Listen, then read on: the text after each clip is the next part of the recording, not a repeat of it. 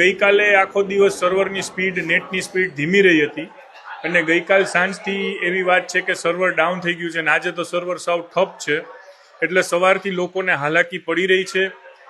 જે વ્યવસ્થા કરી હતી એ વ્યવસ્થા ફરીથી પાછી આ લોકોને તાત્કાલિક અમલમાં મૂકવાનું કીધું છે કે લોકો જે આવે છે એના કાગળ ઉપર નામ લખી લો,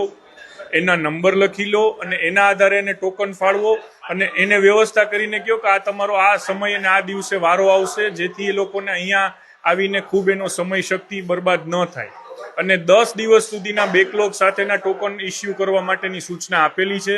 એમને કદાચ એકાદ બે સ્ટાફ ઘટતા હોય તો મારી ચેમ્બરના જે સ્ટાફ છે ને તાત્કાલિક અત્યારે અહીંયા બોલાવીને એમને પણ ડ્યુટીની ફાળવણી કરવામાં આવી છે. મૂળ વિષય એ છે કે મલ્ટી લોગિન જે આજ સુધી રાજકોટ મહાનગરપાલિકા વાપરતું હતું, જેને લીધે આની વ્યવસ્થા આ બધા સેન્ટરમાં જે ધસારો થાય છે દાખલા કાઢવાની વ્યવસ્થા વોર્ડ લેવલે પણ હતી, પરંતુ એકાએક કેન્દ્ર સરકાર દ્વારા જે વસ્તી ગણતરીમાં કૌભાંડ થયું છે એને કારણો લઈને મલ્ટી લોગિન તાત્કાલિક અસરથી બંધ કર્યા છે. એટલે આ બધી ભીડ અને થોડું કેઓસનો માહોલ સર્જાઈ રહ્યો છે.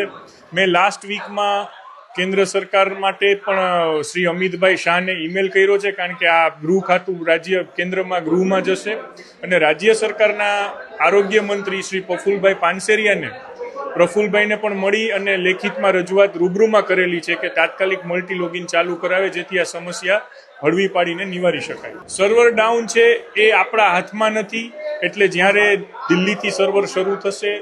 કે જે કેન્દ્રીયકૃત વ્યવસ્થા છે ત્યાંથી સર્વર શરૂ થશે અને એની સ્પીડ બહાર થશે પછી જ આ વસ્તુ થઈ શકે એમ છે, કારણ કે આ બધું ઓનલાઈન થઈ ગયું છે એટલા માટે. ગઈકાલથી સ્પીડ ડાઉન છે મારા ધ્યાનમાં છે અને આજે સંપૂર્ણ નેટ ઠપ છે એ વસ્તુ છે. એટલા માટે જ અમે અને અમારી આખી ભારતીય જનતા પાર્ટીની ટીમ, હું મેયર છું, મારી સાથે અમારા શાસક પક્ષના નેતા છે, અમે લોકો પણ અહીંયા બેઠા છીએ કે વ્યવસ્થા એકદમ સુચારુ રૂપે થાય પછી અમે ઓફિસમાં જઈએ અને બાકીનું કામ કરીશું.